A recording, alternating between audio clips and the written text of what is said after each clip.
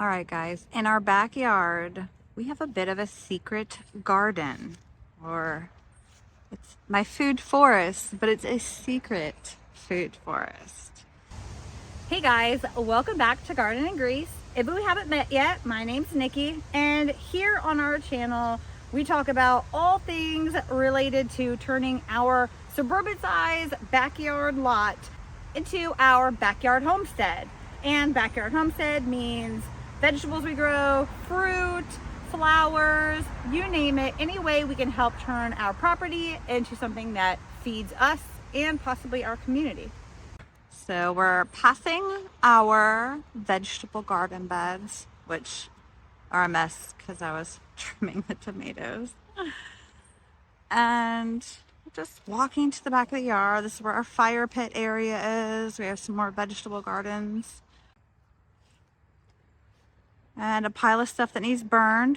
But as we come back here, a hint that there may be something other than a forsythia thicket as this beauty berry, which will end up having beautiful purplish pink berries on it. Some little flowers and things I put back here. So we come around this corner. There's a fig tree we transplanted. It's got a couple of figs on it, which I bagged up down there. Those are some Breba crop figs. And we're developing a little walkway that comes in to a secret garden food forest. It doesn't look like much just yet because there's still a ton of forsythia and a bunch of weeds and things in the distance, but that's what keeps it secret. Now everything's really tiny, and I have some of them protected by little cages that I had made from 1/4-inch welded wire fencing extras we had from the chicken coop. But I have some flowers down in there which are growing. These are all perennials. I think I have some hyssop, some black-eyed Susans. You can see my shadow, I'm sorry. A bunch of different characters down inside of here, which will kind of help fill in along the base of everything. And we have that tree right here is a hazelnut, an American hazelnut. Keep in mind that while planting in a quote-unquote food forest or any garden, especially a large project, you don't have to do it all at one time. Put in some of your key features first and then work on the little stuff in between, or whatever you can get your hands on. Put it in the ground here and there when you have time or the money to do so.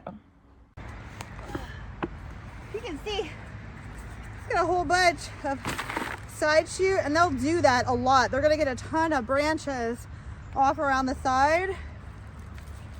Oh yeah, he's not too root bound or anything. This is awesome. I'm gonna tease him out a little.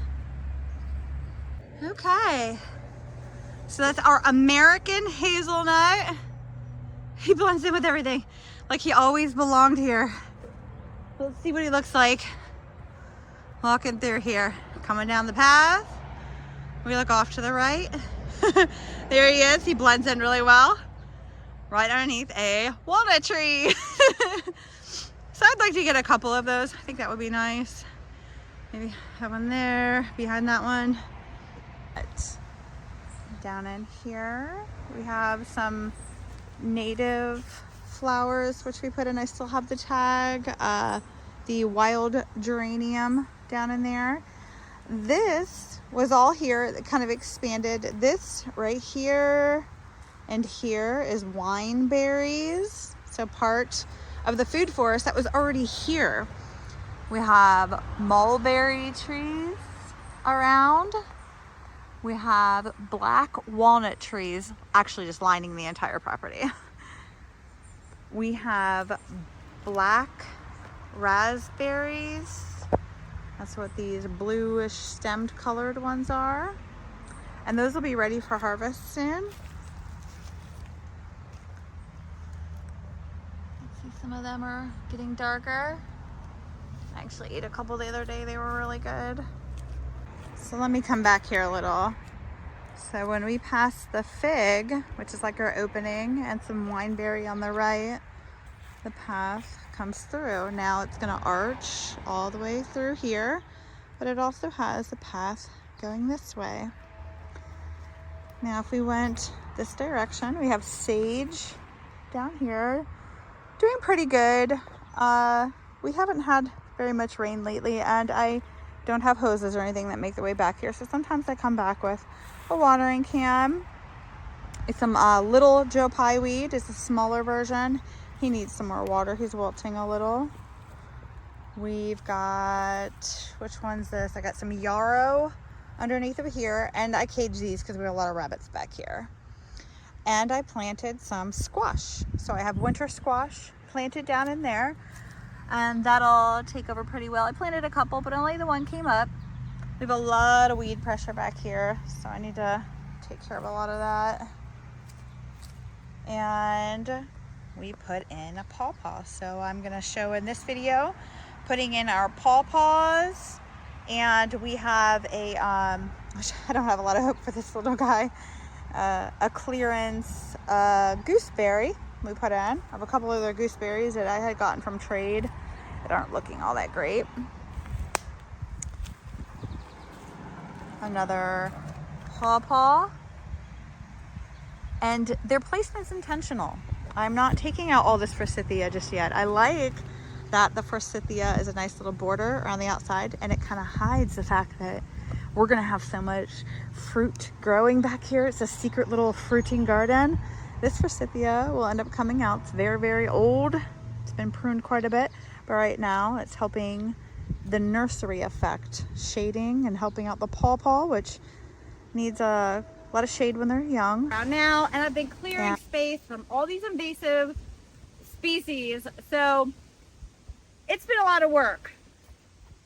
Like just now, I pulled a chunk of wisteria root out. This Asian wisteria is all over the property, and if you've ever had to deal with it and pull it out of your property, you know the pain that we are going through. So yesterday I picked up this gooseberry on clearance from Home Depot. I don't have high hopes for it because, well, it should have been planted a long time ago. We're in June right now, but we will see what happens. And then I had started some pawpaws from seed over the winter, and I've got these two here that are ready to go in the ground. I have some more that are even smaller, and I could probably keep these in pots, pot them up, but they don't like their roots disturbed, especially when they get larger. So we're gonna put them in the ground now and kind of protect them a little bit. Okay, so there's shrubbery on both sides, and they're forsythia and the wisteria that we're cutting out. But this really old forsythia isn't gonna be here forever, but I'm gonna keep it in for now and utilize it as like a sun buffer. Like, it helps with the nursery idea of these pawpaws. When the pawpaws are young, they don't like a whole lot of bright sun. They like some shade, quite a bit of shade. And I'm gonna put this right about here, and then later on in a year or two, or however long I need, wait and see how the pawpaws do. I'll then end up cutting out this forsythia, which I've been pruning back anyway, but when you prune it, it makes it put on some more stems, which is okay too. So I'm gonna dig a hole right about here, and in this spot it'll get morning sun. It's morning right now, so the sun's coming in, but it's gonna shield it from the overhead and the evening sun. All right, we're gonna mix your compost in here. This is a mix of some, actually it's a mix of some old potting soil and compost and stuff that we have laying around. Look at that root. Holy crap.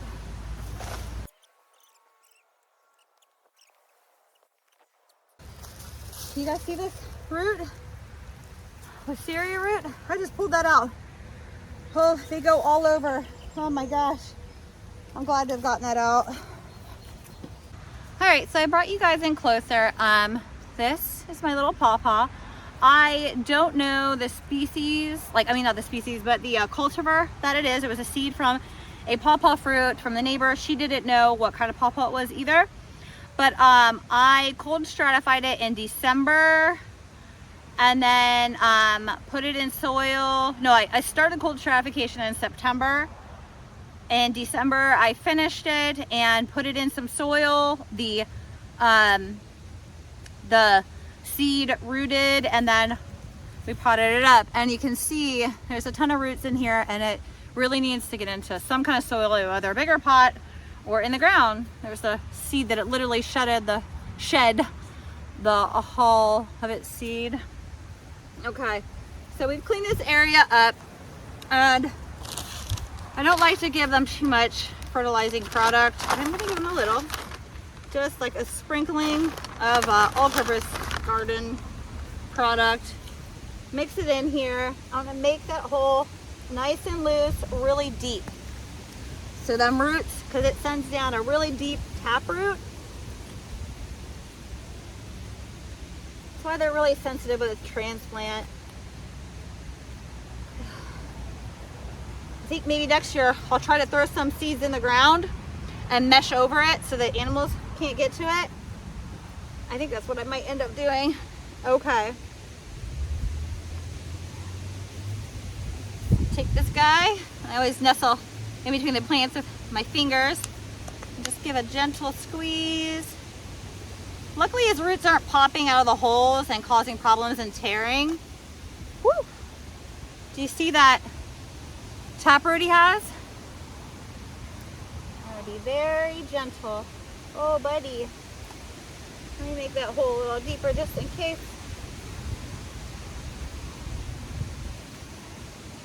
Alright.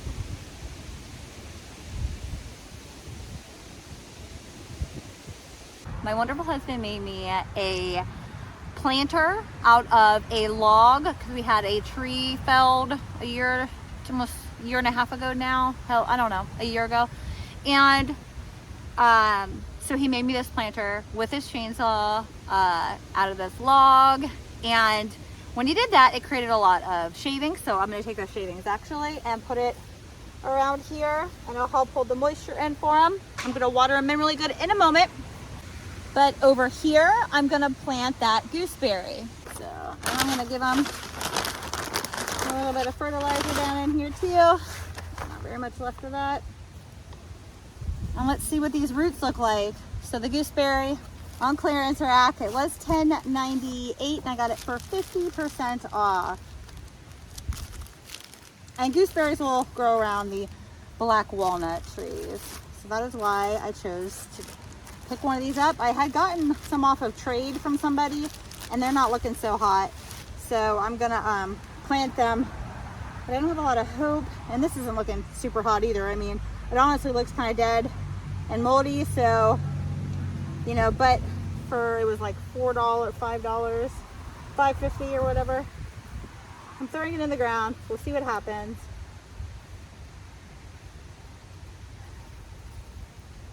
Like that.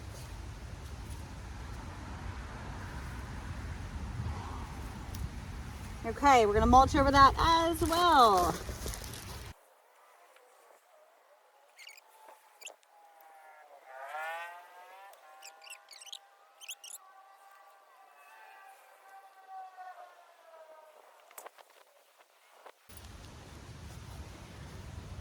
I'm going to use these waste baskets. I got another one for the other pawpaw we're going to plant. Just go like this. I think I could put a tag on this. Maybe I will. Also, if I find that it's not getting enough shade, I'll put some shade cloth over top of this. So I think we're going to be okay. He's actually been in a spot near my hose. That's where I remember to water everything, is by the hose. That gets morning sun and then is shielded the top of the day and then in the evening, just like it'll get right here. So I think we're safe. All right, I'm gonna plant the other one. And there's some more of the forsythia, and back there's tons of wild invasives like the wisteria. And so we're following the original path that's going to come through it. As I've been cutting it, it's been kind of throwing it down, and I'll move it or burn some of it. But then in here we have an elderberry growing. He was a little guy, an elderberry right here. And then the big leaf aster, which is a native flower right here. So I've got that. So I've been trying to put in some native plants, and like that is a common elderberry. It's a native and edible. So native edible back here would be really nice, but not all of it is native. You know, I got some characters I've been putting in, but I can see the vision. I can see what this is going to be. This path we're on, it's going to arch through, come out the other end, and all along it, we're going to have fruits, vegetables, you know, like the squash kind of sprawling around the ground like a ground cover. And eventually all like the invasives hopefully will be cut out. We'll see. But you do have a hint of being able to see the road over here. We live on a busy street, so it's a little hard to have complete secret garden. But I think a lot of these characters that I'm going to plant along here are going to help to shield that out. I want to get some haskaps in here, and some more gooseberries and currants, some more fruiting trees. I really like the pawpaw. You know, I work with the neighbor, and she's got pawpaw trees. And we kind of are working on having a nice little guild together. A whole lot of, I don't know if guild is the word for it, but to help all of our pawpaws pollinate with each other, so different species.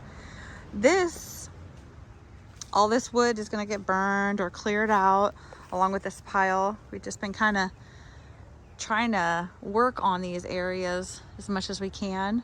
But a path is going to go arch around behind this mulberry and come out, and then we have a forsythia thicket along the back, which shields us from the development back there.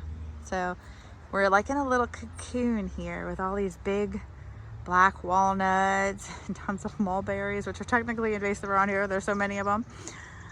But this is a really thick thicket. It goes back quite a bit before it gets to that neighborhood.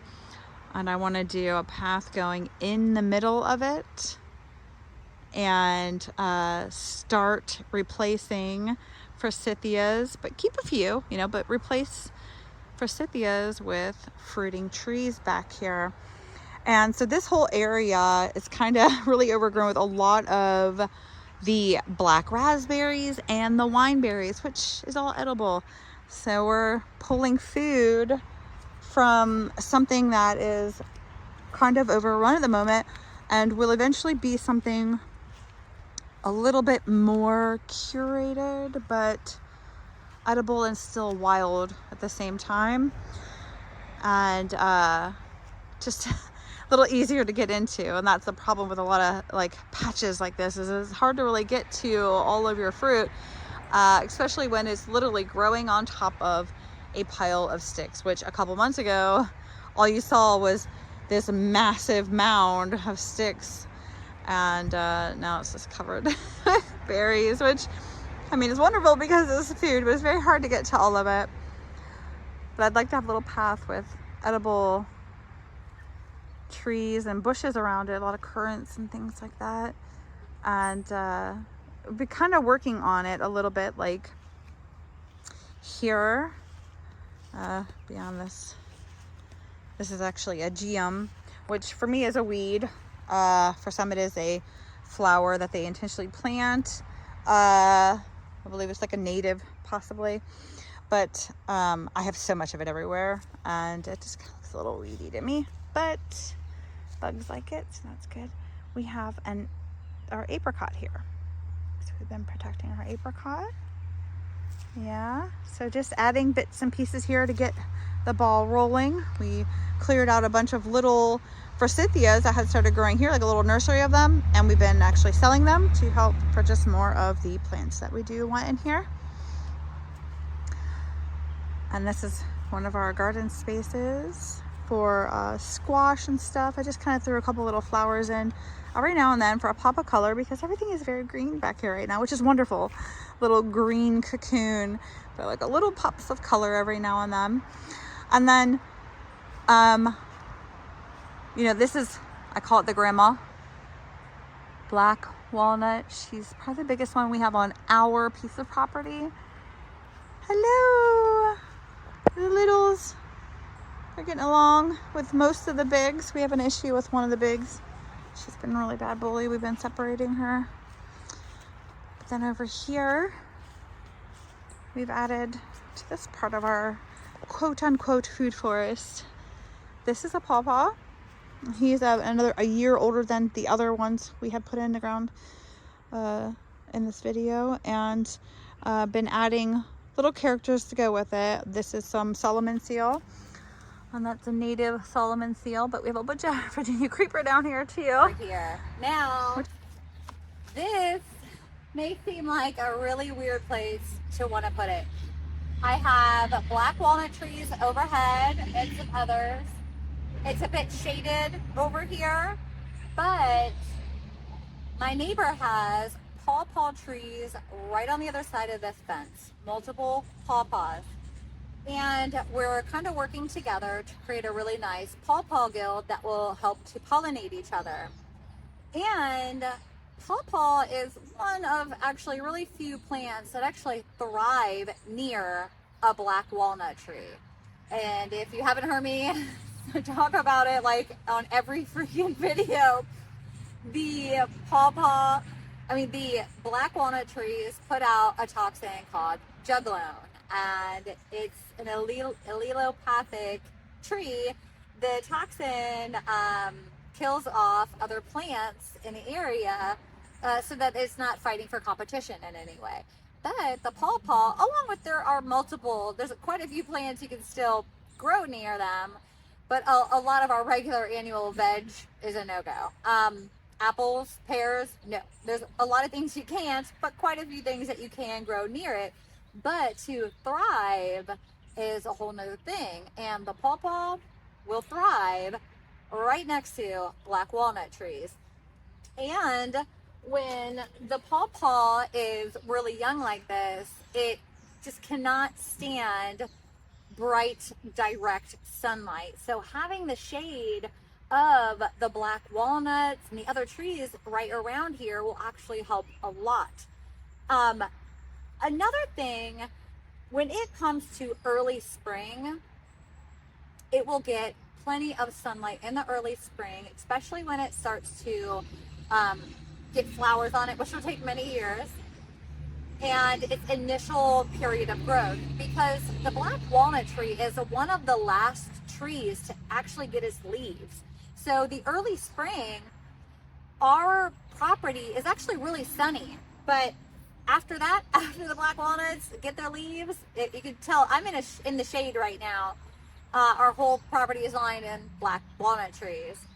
So we really try to work hard at finding things that will survive and thrive near one. And the pawpaw is definitely one of them. So currently, you don't have to, when you're doing a guild, it's a permaculture idea, a guild for anything, you don't need to set up all of the characters of the guild all at one time. And I don't have everything that I want to put here today, right now. Part of that has to do with finding key elements that are going to work really well near the black walnut tree. So I can't do rhubarb, can't do asparagus.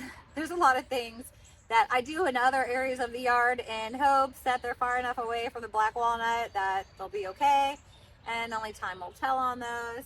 But for right now, I have some Solomon seal, will help as a ground cover, and it will spread rhizomatically to go with the pawpaw. And I will, find some other neat little characters to go with it. But the location, not just the fact that there's a black walnut, is I have my wood pile there, and right here was a wood pile from years and years ago, and it had a bunch of rotting logs. I used some of those logs in a hugelkultur garden bed in 2 of them, And what is left here is some twigs and stuff, and I'm gonna move this aside, you'll see, but everything under there is rotted tree matter. And that just sounds like a really great garden bed to me. That's what happens out in nature, in the forest. Trees fall, leaves fall, they rot, they create really great soil. So it's like natural compost that was made for us, and I didn't even have to do anything about it. So I'm gonna start raking this away and you'll see what I'm talking about. Do you see this? Look, that's a log, or was a log. I'm gonna bring you in closer so you can see this. This is amazing. This right here is a log. It's not anymore. Watch this.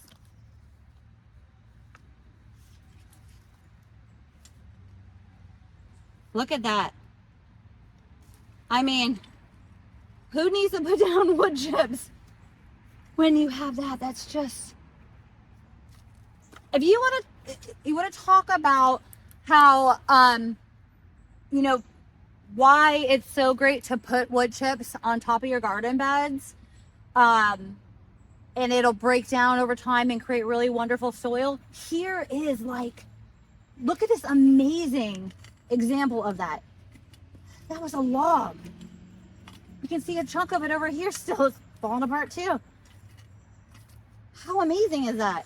So I'm gonna get all the bigger logs out of the way, the chunks, and find a really good spot for this. Look at them. They've been working hard at breaking this down. They've got all their little eggs in there. Oh, they're not happy with me right now.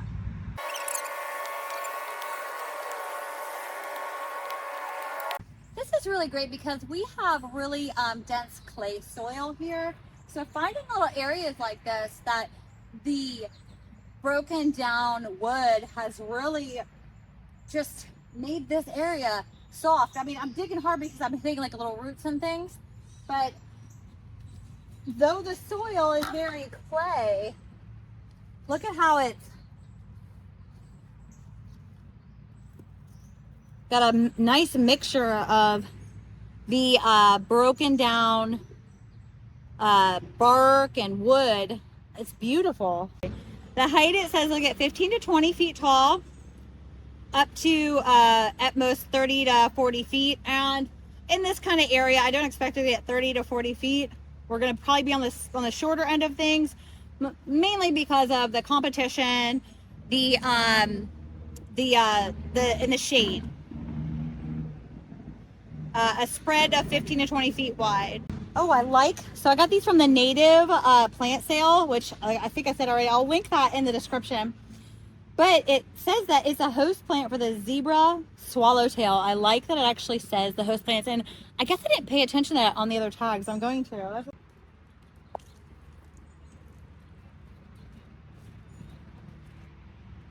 And I'm gonna give you a good close look at this.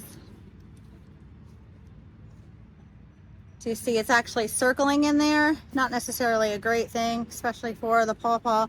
And there's this main taproot actually right there. I did not pull apart his roots that were circling like that, like I would on a lot of plants, because he has a very sensitive taproot. So I let it be. Give him a good watering, but we're gonna put in our Solomon seal. I'm just gonna put it right in front of him, right about here. Should just left that part of the hole open.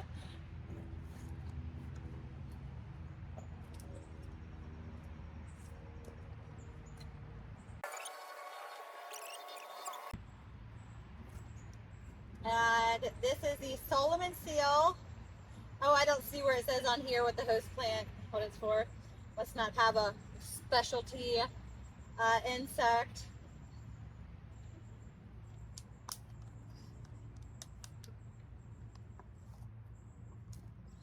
Nice. Beautiful. Not root bound in any way. There's a weed I'm going to pull out of it. Some soil back in there.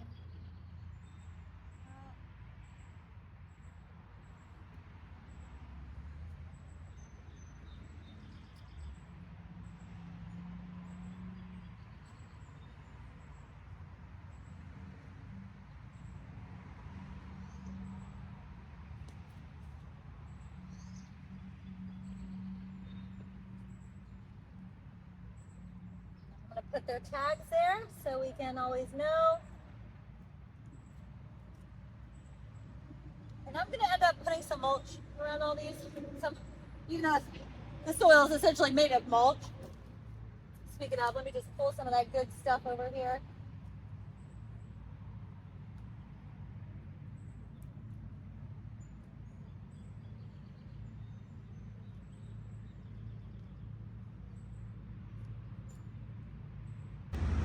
This location is literally exactly what these native plants want. That right there is our massive, I call it the grandma, black walnut, which in the hot parts of the year, it shades our chicken coop. We strategically put our coop here. Look at how this limb comes all the way out to here. Right, like that. So drip line essentially is here from a tree way back there. There's multiple smaller black walnut trees from that grandma tree all along here. And then let me see if I can get a really good look at the neighbor's pawpaw. Right there is a really mature pawpaw. He goes up to about there. There's one over there. Some right there next to the bird feeder. And he's actually pretty big. And he's got black walnuts all back there and along our property line. And he gets fruit. Actually, the smaller one got a better fruit set than the bigger one this year. It's hard. Pollination's hard with these guys. They don't get pollinated by bees. They get pollinated by flies. They're an ancient tree. Before the bees were prolific, they needed flies. Hey guys, if you haven't subscribed yet, please consider doing so. Every single subscriber helps big time for our little channel. And please hit that like button. Thank you guys for watching. Have a good day.